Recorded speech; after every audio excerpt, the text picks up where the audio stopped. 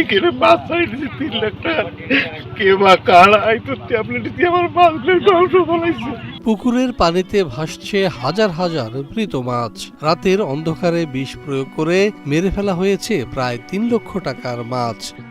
ঘটনার পর হাতে মৃত মাছ নিয়ে কান্নায় ভেঙে পড়লেন লালমনিরহাটের আদিতমারি এলাকার মৎস্য চাষী কাচু মিয়া।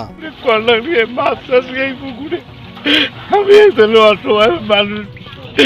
এই পুকুর টেনেছি 50,000 টাকা কল্যাণ 1 বছরের জন্য। এখানে মাছ চাইতেছি 3 লাখ টাকা, কে বা কারা তো ট্যাবলেট দিয়ে আমার মাছগুলো ধ্বংস বলাইছে। আমি এখন অসহায় অবস্থায়, আমার টাকা লাগবে, আমার কোনো মুক্তি নেই। 29 এপ্রিল সোমবার গভীর রাতে দুর্বৃত্তরা বিষ প্রয়োগ করে বলে অনুমান স্থানীয়দের। সকালবেলা দেখা যায় পুকুর জুড়ে ভেসে উঠেছে হাজার হাজার মরা মাছ। খবর পেয়ে ছুটে আসেন মাছ চাষী কাচু মিয়া সহ এলাকার লোকজন। রাতে 9টার সময় যাইতে দেখি আমার পুকুরের মাছ সমস্ত ট্যাবলেট গ্যাস দিয়ে মারি ফেলাইছে। এখন আমি তো কাপড় দেখি নাই, আমি থানায় জানাইলাম, অভিযোগ জানাইলাম। আমি এইখানে ব্যয় করছি, এই ক্ষেত্রে আর আমার কোনো অনুমতি নাই। আমি 1 লাখ টাকা এনজিও লোন করছি, খালি মাত্র 1 টাকা খালি কিস্তি গেছে বেড়াগে। বিষ প্রয়োগের ফলে এই মাছ বিক্রি এবং খাবার অনুপযুক্ত।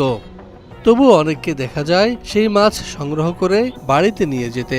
আর আমার তোমার মতন কোনো সাধ্য নাই, কে আমাকে এই বাটা মারলো।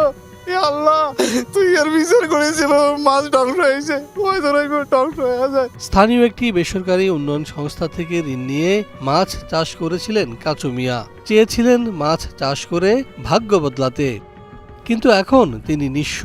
কিভাবে ঋণ শোধ করবেন সে আতঙ্ক পেয়ে বসেছে কাচু মিয়াকে। এই সকালবেলা আসছিলাম, আসি দেখি মাছ মরি যাবেন হচ্ছে। কত হাজার হাজার লোক মাছ কুড়ি নিয়ে গেছে, আমিও কুড়ি নিয়ে গেছি। সব মাছ মরছে, বিষ দিছে মনে হয়। বিষ না দিলে তো মাছ মরলে হয়। এদিকে ঘটনাস্থল পরিদর্শন করেছেন আদিতমারি মৎস্য কর্মকর্তা আসাদুজ্জামান এবং অভিযোগ পেলে আইন অনুযায়ী ব্যবস্থা নেওয়া হবে বলে জানিয়েছেন আদিতমারি থানার ওসি তদন্ত রফিকুল ইসলাম।